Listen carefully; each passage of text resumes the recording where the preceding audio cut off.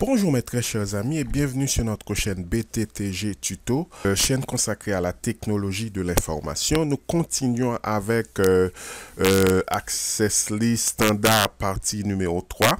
Donc nous allons voir les deux types d'ACL qui existent. Donc il y a Access List Standard et Extended Access List. Voyons tout d'abord un standard access list. Donc, il existe environ deux catégories. Access list standard numéroté et access list standard nommé. Maintenant, comment identifier un ACL nommé? Deux catégories de nombres vont vous permettre d'identifier un access list standard numéroté. Premier groupe, c'est des numéros allant de 1 à 99 et un deuxième groupe allant de 1300 à 1999.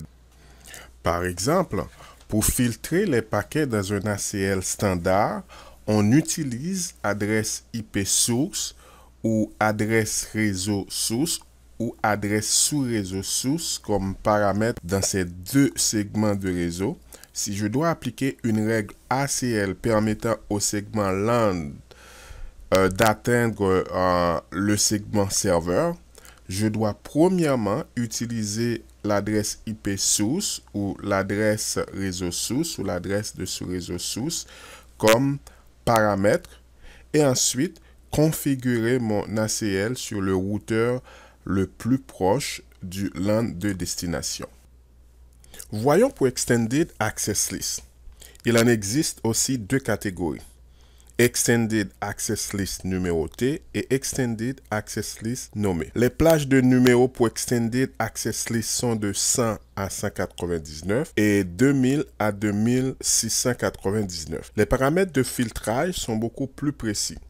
Dépendamment de la règle de sécurité à appliquer, vous pouvez à la fois utiliser la source et destination des adresses IP ou des adresses de réseau ou de sous-réseau, la source et destination de numéros de port et les protocoles tels que TCP, UDP ou encore d'autres protocoles découlant de TCP et UDP comme paramètres dans votre ACL.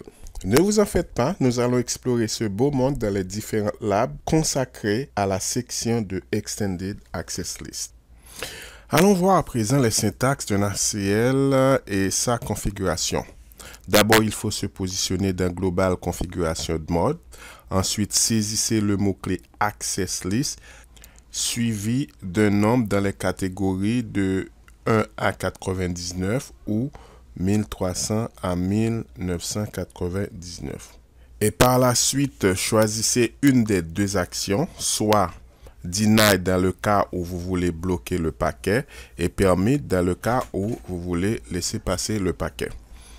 Et enfin, la source d'adresse IP ou la source d'adresse du réseau ou du sous-réseau, suivi de son wildcard mask, qui est l'inverse de mask par défaut d'une adresse de réseau. À présent, pour permettre l'exécution de cet ACL, il suffit d'accéder à l'interface en question, puis saisissez la commande IP Access Group, suivi du numéro qu'on a choisi lors de la création de l'ACL. Pour notre exemple, si c'est 1, et une direction, soit in ou out, selon la conformité de votre ACL.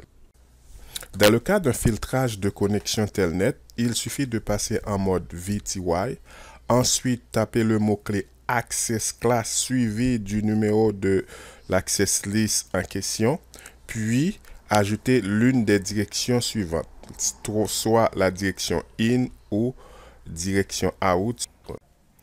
Pour Access List nommé, il n'y a pas de grande différence. Il suffit tout simplement à partir de Global Configuration de mode, vous saisissez la commande IP Access List standard, suivi du nom de votre Access List. Dans la nouvelle configuration de mode, vous tapez toutes vos lignes de commande et tapez End par la suite pour laisser ce mode.